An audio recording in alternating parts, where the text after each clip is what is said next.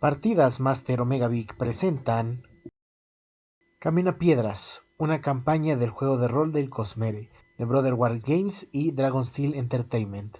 Capítulo 1. Preludio. Narrado por Omega Big y Jorge Loquendo. Este video es un resumen muy corto de los eventos sucedidos en una campaña del juego de rol del Cosmere que usaba las reglas gratuitas antes de la salida oficial. En dicha narración se contaron los sucesos de la aventura El Puente 9 y una pequeña historia homebrew de mi parte. En dicha aventura se narró lo que pasó después de la aventura de El Puente 9, además de los eventos que conectan con esa aventura y las aventuras El Primer Paso y Camina Piedras. El objetivo de este resumen es tener el contexto para los siguientes capítulos que se subirán a YouTube. La idea de streamear mis partidas me llegó en Año Nuevo, cuando estaba reflexionando sobre mi existencia después de empacharme por el recalentado. Y decidí iniciar con este pequeño proyecto. Más que nada, simplemente para ver qué tanta producción le puedo meter antes de aburrirme. De la campaña homebrew que hice del Puente 9, solo 3 jugadores pudieron continuar en la aventura de Camina Piedras: Amelia, Artyom y Kevin, de los cuales solo Amelia decidió utilizar un nuevo personaje, el Vara. Los otros dos decidieron utilizar a sus personajes anteriores, Niant Thornhill, el personaje de Artyom, y Natural, personaje de Kevin. Además de ellos, se nos unió un nuevo jugador, Gestal, quien se une con Aldrich. Posiblemente en el futuro vaya a haber más o menos jugadores, pero quién sabe, solo la fortuna nos dirá qué nos depara en esta partida.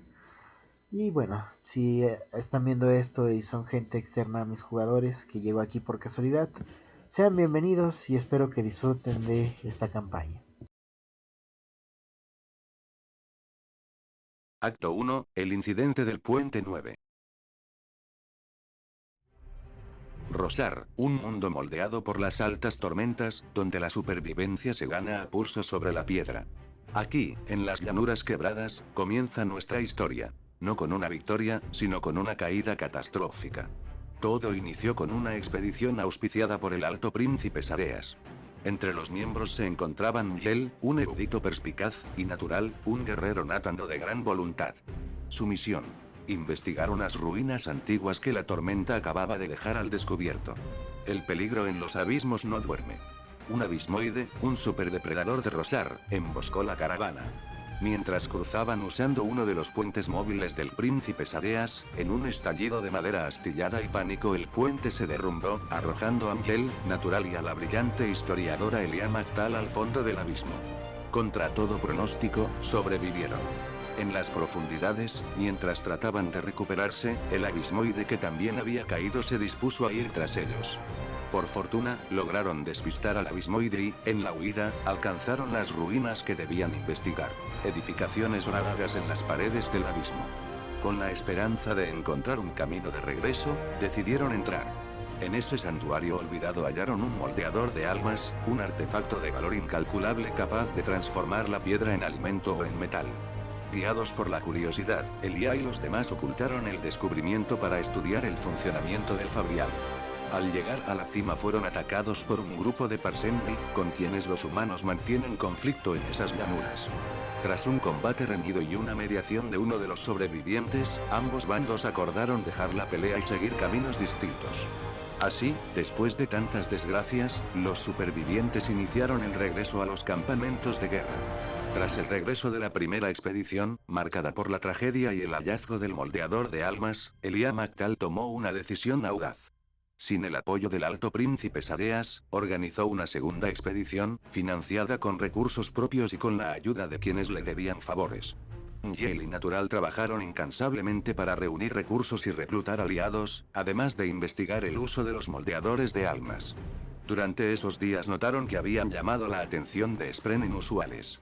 Los Spren, espíritus de la naturaleza que normalmente aparecen solo cuando algo los atrae, permanecían siempre cerca de Miguel y Natural. Eran variedades desconocidas, capaces de comunicarse con los humanos y de percibir su entorno. Con esa nueva información, la brillante se mostró aún más decidida a regresar a las ruinas. Su plan era explorar a fondo en busca de tesoros que le permitieran recuperar su estatus y, de paso, obtener datos sobre los Spren que acompañaban a sus compañeros. Incluso ideó un plan de reserva. Si no encontraban nueva información, llevarían el moldeador de almas ya hallado y regresarían alegando que lo habían descubierto en esa expedición. Elia consideraba que el misterio de los Spren podría ser más valioso que el objeto mismo. Cuando los soldados y eruditos voluntarios estuvieron listos y los suministros asegurados, partieron de nuevo hacia las ruinas. En el ambiente ya se percibían signos de una alta tormenta, pero la brillante decidió continuar. En las ruinas, bajo una alta tormenta que se cernía sobre ellos, el grupo comenzó la exploración. La mala fortuna los alcanzó. Un grupo de Parsendi estaba en las ruinas y ambos bandos se encontraron cara a cara. El combate fue brutal. Todos los soldados voluntarios cayeron, pero lograron repeler a los Parsendi, que huyeron con la tormenta. Cuando hicieron el recuento de daños, descubrieron que el moldeador de almas había desaparecido. Al investigar, constataron que no habían sido los Parsendi, sino miembros de una organización criminal. Estos habían infiltrado a algunos entre los voluntarios y, aprovechando la confusión, robaron el moldeador de almas. Al ser descubiertos, huyeron con la tormenta, tratando de ocultar sus huellas. Yel, Natural y un par de miembros de la expedición decidieron perseguirlos. Al enfrentarlos dentro de la tormenta, los atacantes revelaron poderes sobrenaturales. Superados en número y con el moldeador de almas aún en manos enemigas, llegó el momento de la verdad. Sintiendo el vínculo con sus Spren, Yel y Natural pronunciaron las palabras inmortales del primer ideal. Vida antes que muerte. Fuerza antes que debilidad. Viaje antes que destino. En ese instante dejaron de ser meros supervivientes para convertirse en algo que Rosar no veía desde hacía milenios. Aspirantes a caballeros radiantes. El estallido de poder obligó a los ladrones a huir. Aunque aún conservaban el moldeador, su retirada fue caótica. Yel y Natural, heridos pero resueltos, regresaron a las ruinas para atender a sus compañeros heridos y organizar la recuperación del grupo. Al día siguiente, tras toda la mala fortuna, decidieron regresar a los campamentos de guerra para evitar poner en peligro a más personas. La pérdida del moldeador de almas, la aparición de Spren hablantes y el nacimiento de los primeros ideales dejan más preguntas que respuestas. ¿Quiénes eran esos ladrones? ¿Qué les depara a Yel y Natural ahora que han jurado el primer ideal? ¿Qué sucederá con la brillante cuando regresen a los campamentos? Aun con todas las dudas, todos decidieron seguir adelante y prepararse para lo que la fortuna les tenga deparado.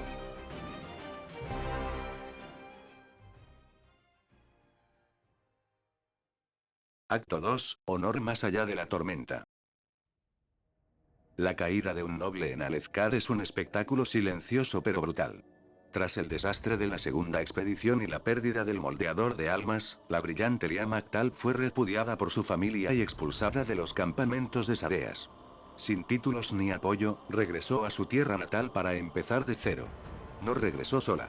Yel y Natural, los recién despertados aspirantes a radiantes, permanecieron a su lado, trabajando en empleos menores para financiar un sueño que otros llamaban locura. Una nueva expedición independiente a las llanuras quebradas.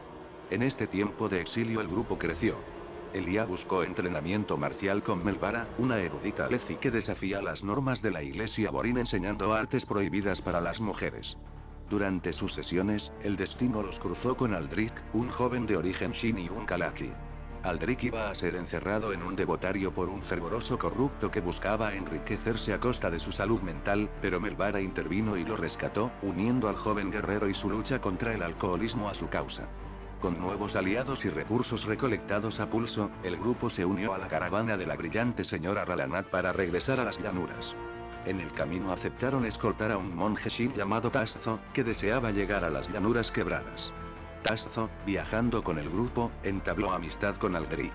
Este desconocía su pasado y las costumbres de su pueblo, así que Tazzo se ofreció a ayudarlo y a llevarlo a conocer parte de sus raíces.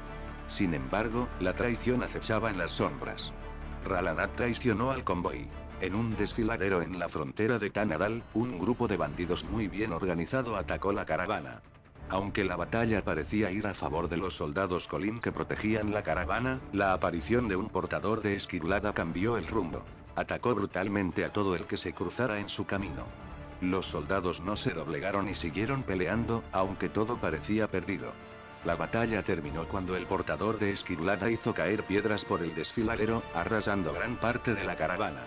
Los únicos supervivientes fueron Elia, Natural, Ngel, Melbara, Aldrich, Tasto y una familia de mercaderes. Aun con estas pérdidas, los supervivientes apresuraron el paso para intentar alcanzar una caravana más pequeña que había partido antes.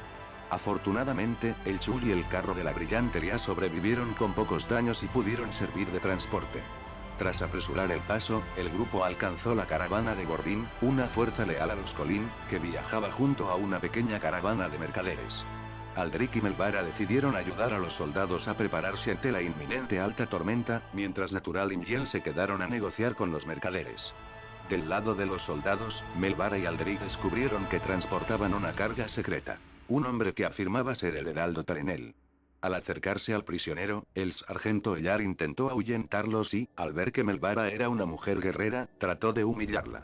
Aldrich, en un estallido de protección, dejó al sargento fuera de combate de un solo golpe. Mientras tanto, entre los mercaderes supieron que aún faltaba uno por llegar. Uno de ellos estaba preocupado por su amigo. Después decidieron reunirse para compartir la información. Es en ese momento cuando Tasto revela que, efectivamente, el hombre encerrado era el heraldo Tarenel y que en algún lugar de la caravana se hallaba su espada. Una hoja de honor, una reliquia capaz de conferir poderes similares a los de un caballero radiante, pero sin las restricciones impuestas por los juramentos. La misión de Tasto era llevarla de regreso a su tierra, Shinobar, donde estaría a salvo junto con las demás hojas de honor, listas para ser usadas cuando los portadores del vacío regresen a la tierra. Sin embargo, mientras discutían cómo obtener la hoja de honor y con la alta tormenta cada vez más cerca, la hija del mercader desaparecido llegó desesperada en busca de ayuda. La carroza de sus padres había quedado atascada en Milodazal y se negaban a abandonar su mercancía. Melbara, Aldrich y Ngel fueron a ayudar al mercader, mientras Natural, convencido por Tasto, intentó infiltrarse para robar la hoja. Pero la verdadera tormenta estaba por desatarse. Mientras el primer grupo lograba liberar la carroza, el segundo fallaba en escabullirse entre la guardia de la caravana. Un grupo de bandidos atacó. Afortunadamente, se retiraron a tiempo para que todos pudieran refugiarse de la alta tormenta. Cuando terminó el combate, y al observar los tatuajes en el rostro de los bandidos, Tasto llegó a la conclusión de que eran solo una distracción. Decidió adentrarse en la tormenta para evitar que esos bandidos robaran la hoja de honor. Ngel, Natural, Melbara y Aldrich lo siguieron a pesar del peligro. Siguiendo el rastro, vieron a 3 personas. Una de ellas sostenía la hoja de honor. Era Il, el líder de los bandidos. El ataque de los bandidos había sido una distracción para que Kayana, aprendiz de Il, pudiera robar la hoja de honor de Talm. Al ver esto y en un acto final de valentía, Tasto intentó recuperar la hoja, pero fue mortalmente herido por Il.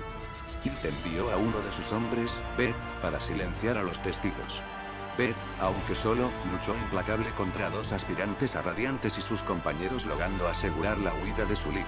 Pese a su fuerza, finalmente pereció. Con Tasto gravemente herido, todos acompañaron al monje en sus últimos momentos. En su último aliento, Tasto confió su misión a los personajes y les hizo jurar una promesa sagrada: recuperar la espada y llevarla de regreso a Shinobar. Con la muerte de su amigo y la revelación de secretos mayores de lo que imaginaban, el grupo ahora tiene un nuevo propósito. Ya no buscan solo tesoros o estatus. Ahora son los guardianes de un legado que podría salvar o destruir a todo Rosar.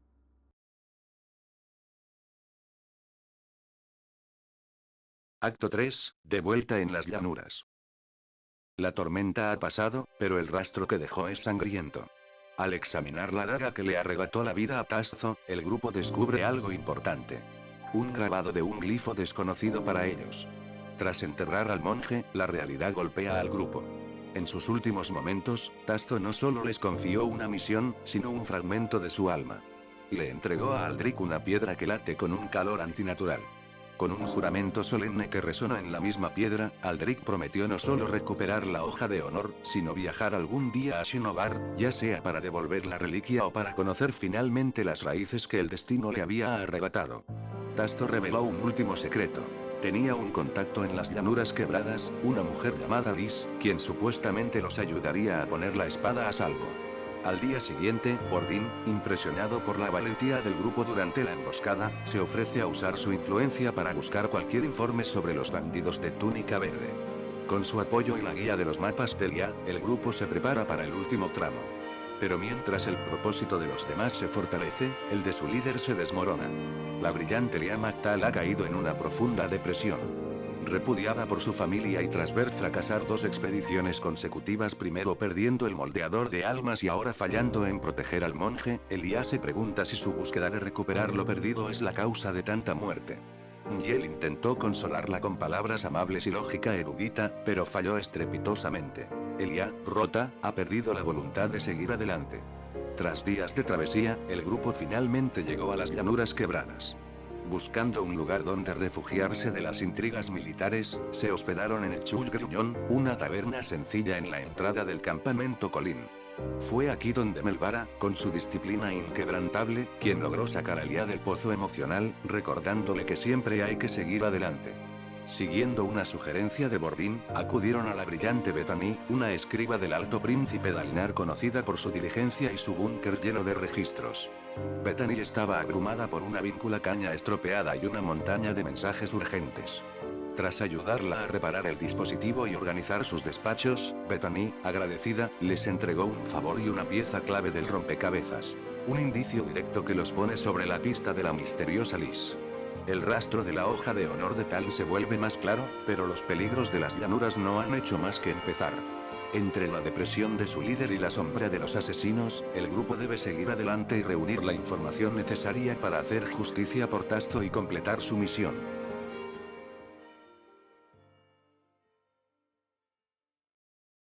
Esperamos que hayas disfrutado esta producción de Camina Piedras, una campaña del juego de rol del Cosmere, de Brother War Games y Dragonsteel Entertainment. Capítulo 1.